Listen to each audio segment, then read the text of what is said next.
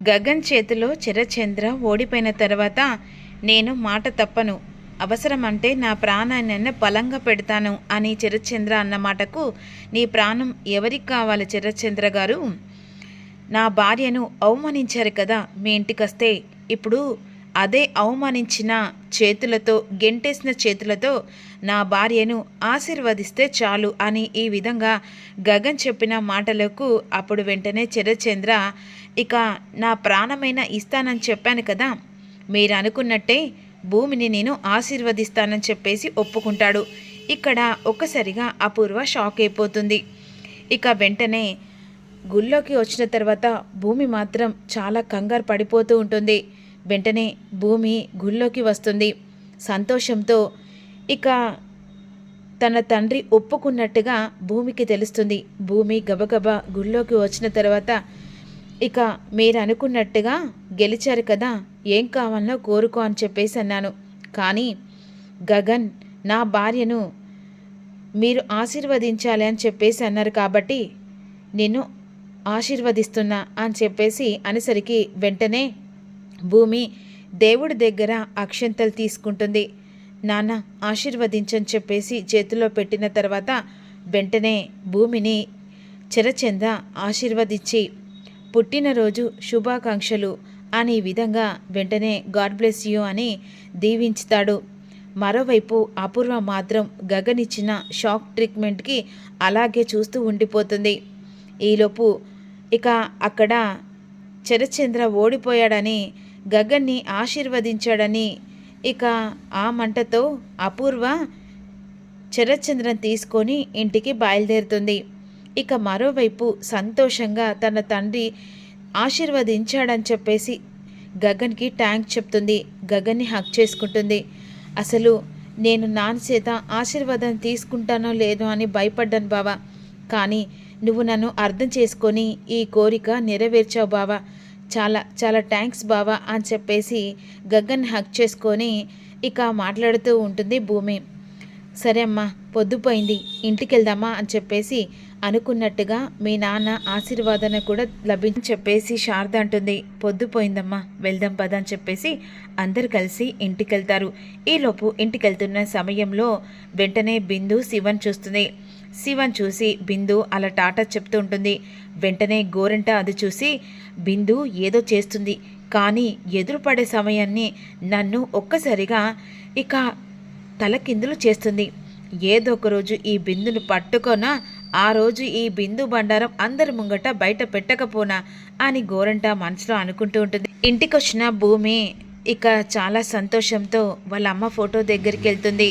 కానీ అక్కడ చిరచంద్ర ఆశీర్వదించిన అక్షంతలు తీసుకొని ఇక శోభాచంద్ర ఫోటో దగ్గరికి వచ్చి, అమ్మా నాన్న ఆశీర్వదించాడమ్మా, ఆశీర్వదించిన అక్షంతలు అని చెప్పేసి తన తల్లి దగ్గర ఫోటో దగ్గర నిలబడి భూమి బాధపడుతూ సంతోషంలో మాట్లాడుతూ ఉంటుంది.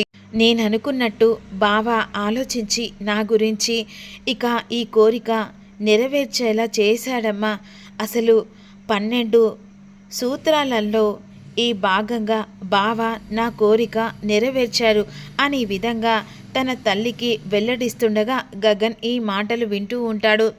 అసలు మేమనుకున్న అగ్రిమెంటు ప్రకారంగా ఇందులో నాన్న నన్ను ఆశీర్వదించినట్టు లేనే లేదమ్మా, కానీ బావ నన్ను అర్థం చేసుకొని 12 సూత్రాలలో ఈ భాగంగా ఒక్కటి చేసినందుకు చాలా సంతోషంగా ఉందమ్మా. నేను ఇక బ్రతికున్నంత వరకు ఈ మెమరీ మర్చిపోలేనమ్మా అని విధంగా అంటుండగా గగన్ మాత్రం అలాగే చూస్తూ ఉంటాడు. కానీ గగన్ మాత్రం తనని మనస్ఫూర్తిగా ప్రేమిస్తున్నాడని ఈ విషయం చెప్పలేక మనసులో తనకు తాను ఆలోచిస్తూ ఉంటాడు. కోపంతో గగన్ భూమి దగ్గరికి వస్తాడు. నువ్వు పెట్టిన కండిషన్ వల్లనో లేకపోతే 12 సూత్రాల ద్వారానో నేను ఇదంతా చేయలేదు. ఎందుకంటే నిన్ను ఇష్టపడుతున్నాను, నిన్ను ప్రేమిస్తున్నాను, నాకంటే ఎక్కువ ప్రేమిస్తున్నాను, అందుకే ఇదంతా చేశాను. కానీ ఏదో 12 సూత్రాలలో ఈ కాపురానికి నేనేదో చేశానని నువ్వు అనుకుంటున్నావు.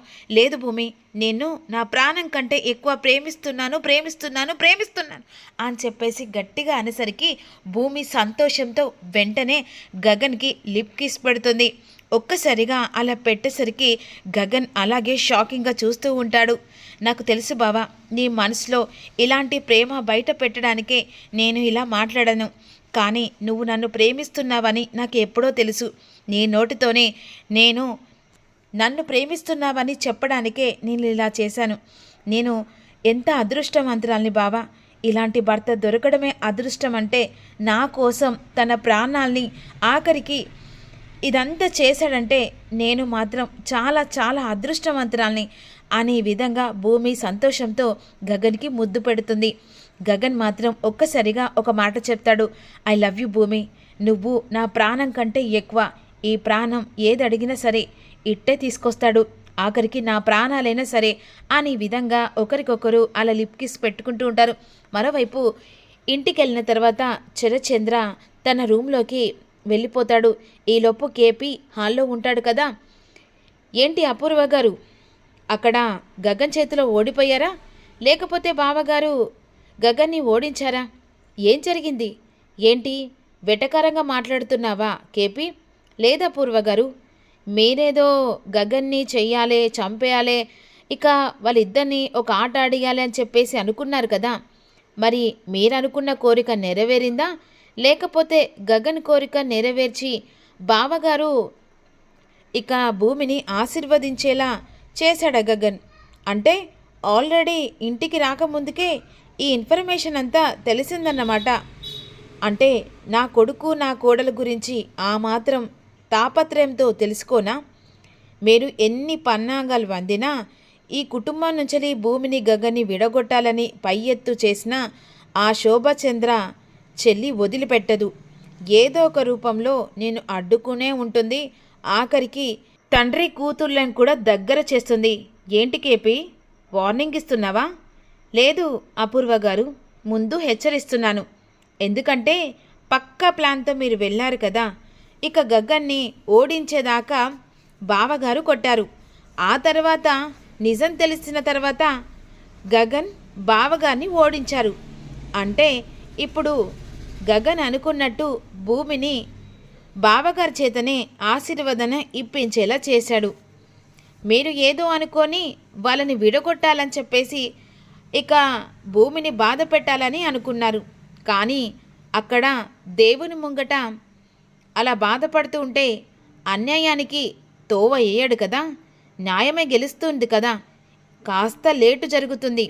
అది ఈరోజు ఆ గుళ్ళో జరిగింది. కేపీ, ఈరోజు ఓడిపోయింది కదా అపూర్వ అని తక్కువ అంచనా వేయకు.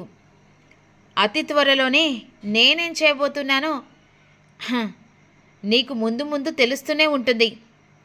ఈరోజు భూమి ఆశీర్వాదం తీసుకున్నాడని చెప్పేసి విర్రవీగుతున్నారు కదా. ఏ చేత్తోనే ఆశీర్వాదాన్ని ఇప్పించానో అదే చేత్తోని భూమిని శాశ్వతంగా మెడలు పట్టుకొని బయటికి గెంటేలా చేస్తాను. కానీ ఈరోజు మాత్రం చాలా సంతోషంగా సెలబ్రేషన్ చేసుకోండి, కాదనట్లేదు. కానీ నేను మాత్రం వదిలిపెట్టను ఆ గగన్ని భూమిని చంపేదాకా అని అక్కడి నుంచి కోపంగా వెళ్ళిపోతుంది. ఇక మరోవైపు సెలబ్రేషన్ ఇంట్లో జరుగుతూ ఉంటుంది. అదే సమయానికి పండగ రోజు గుడికి వెళ్ళడం అంత మెమరల్గా కలలాగా మారిపోయింది భూమికి. గగన్ తన చేతులతో స్వయంగా కేక్ రెడీ చేస్తాడు. ఈలోపు భూమి మోడలింగ్గా రెడీ అవుతుండగా అదే సమయానికి గగన్ తెచ్చిన ఒక పెద్ద శారీ గిఫ్ట్ ప్రజెంట్ చేస్తాడు. థ్యాంక్ యూ బావా అని చెప్పేసి ఆ శారీ తీసుకొని కట్టుకొని బయటికి వచ్చేసరికి భూమిని చూసి ఫ్లాట్ అయిపోతాడు.